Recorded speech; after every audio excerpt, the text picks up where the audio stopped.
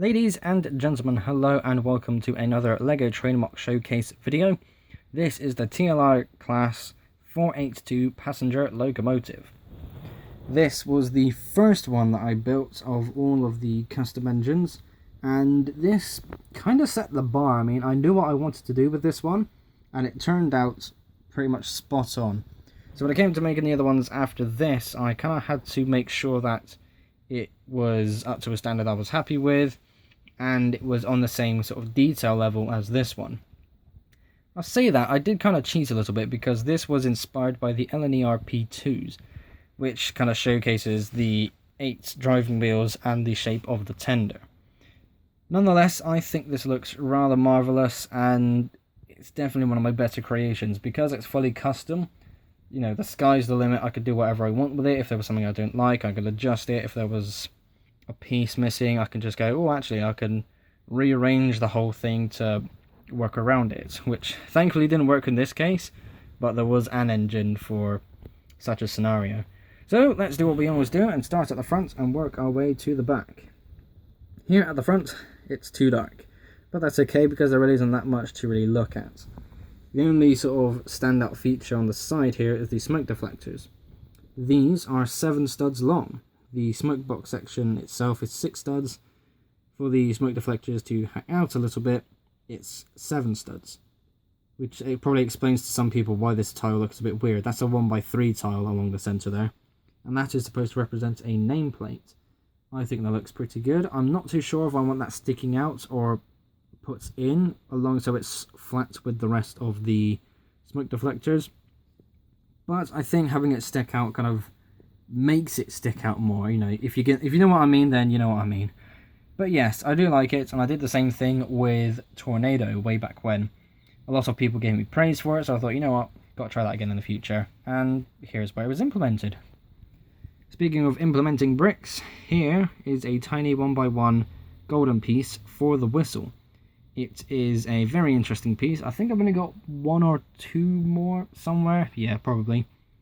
But it's a piece I very rarely use, and since I've had it, I thought, you know what, that would be really good for a whistle. And I've put it here at the front because some of the British locomotive designs feature whistles at the front of the boiler, and you know what, it does look quite nice, having it in front of the funnel in particular.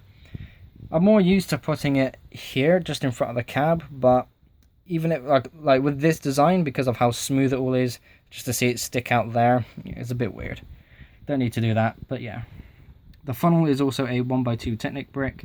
I'm getting used to this a lot more now because this is a lot smoother, it looks nicer, and it's become like the new normal. It probably has been for a while, but I'm a bit behind the times, but yeah, I do like it, so I've got that implemented there. Now then, to the wheels. The wheels were interesting, to say the least. Having 8 drive wheels was absolutely a plan, but I nearly bought some grey ones from Big Ben Bricks. That was because, you know, the whole engine is built with grey bricks, and I thought, well, grey drive wheels would be nice to own and would look nice with this one. But I've got loads of black drive wheels and I've still got plenty of black ones left over. So why spend the money and wait 3 weeks for them to arrive when I could just use black wheels? Another good thing was the whole driving rod system is made up entirely out of grey bricks. I could recreate this with black bricks, but the only differences would be the pins obviously will still be grey, which will make them stand out, and this piece and this piece would have to stay in grey. I know that you can get these ones in black, but not these ones, not that I've seen at least. So I thought it would be a better idea just to commit to having it this way around. It sticks out more and it works out really nicely. I do like this a lot, and seeing it all move, you know, it's nice. You know, it's its own pleasure. Don't know what I'm talking about. You can tell it's been a while since I've recorded videos. Anyways, to the boiler. The boiler is very similar to a past version of this setup.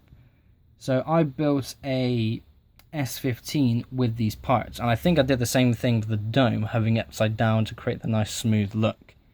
So I basically just took that section off and rebuilt it to fit on this. And it works. Again, having that nice smoothness there is something I need to get used to from now on. Despite the holes in the corners, it looks really nice, and I want to be able to implement that more so in the future. The only thing I don't like are these arches I've got above the wheels. Or, well, the splashers, that's the word. They're splashers. So, I could have put individual ones for each wheel, but I'm actually 2 slope bricks short.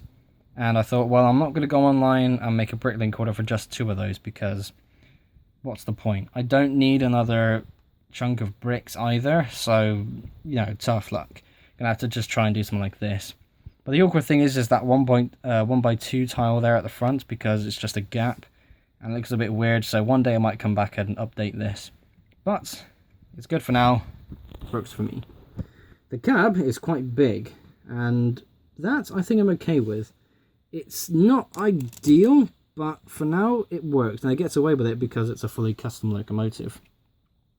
So we've got 2 members in there. Let's take them both out just so we can get a good look in the cab. And it is a very long but very simple. We got a 2x4 section of printed tiles to represent controls, and there isn't any firebox space underneath. So I'm rubbing my finger underneath there, and it's completely solid. It's basically a wall, which is, again, a kind of a standard for me with how I build, but it's not the end of the world. It's only Lego, and I've never been the best when it comes to getting details right anyway. But nonetheless, that is the boiler of my passenger locomotive done and done. Again, inspired by the P2. Looks pretty good for what it is, but it's not spot on because it's custom. So yeah, let's move that forward. We'll have to take it off actually because I haven't got enough track. Let's take a look at the tender. Oh yes. Some engines have ugly tenders.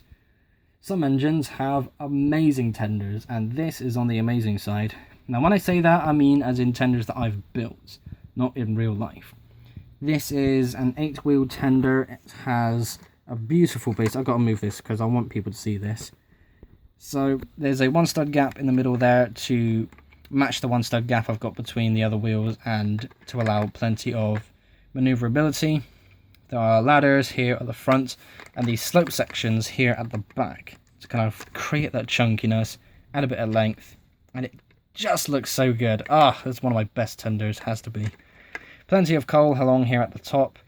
Whatever this thing is supposed to be. It's been a while since I've done anything train related, so I'm not actually sure what that's supposed to do. I think, if anything, that's with the water, where it's supposed to hold water, but yeah. We also have this corridor section here, which was introduced with, I think it was with the A4s mainly. But what that basically allows people to do is people can travel from the cab through a small corridor through the tender and into the coaches. So if you were going on a long trip, staff members could change over. And that's brilliant. It actually does serve a practical use, and I thought, you know what, that's amazing, I've got to incorporate that. Well, let's turn it this way again, because why not? We've been taking things off the track. There is actually a lot of detail here at the front. We've got an archway, but that is a wall there. Nothing really going on. But I've got 2 antenna pieces to act as handrails, and it's a simple detail, but I'm actually really pleased with that. I was going to go one further and copy what was originally on the Emerald Knight and have some folding doors, but I thought, if I'm going to incorporate those, it's going to be in the way. If I close them, it'll just look weird, but if I open them, it's not going to really fit around corners. So yeah, it was a bit finicky, but ultimately I just went without. It doesn't really matter as much because even just looking at it's good. It does its job, it works. And yeah, it's a good looking tender to a good looking train, and I am very pleased with the end result. Oh, that was a mouthful. I'm out of breath now. But yes, it's good to be able to get to recording videos again and to build Lego trains, especially custom ones, because this was a lot of fun. Just a few days of building a train to how I like. And I hope you like it too. So ladies and gentlemen, there we go. Thank you all ever so much for watching. Be sure to like and subscribe if you haven't already. I will see you all in the next episode. Bye.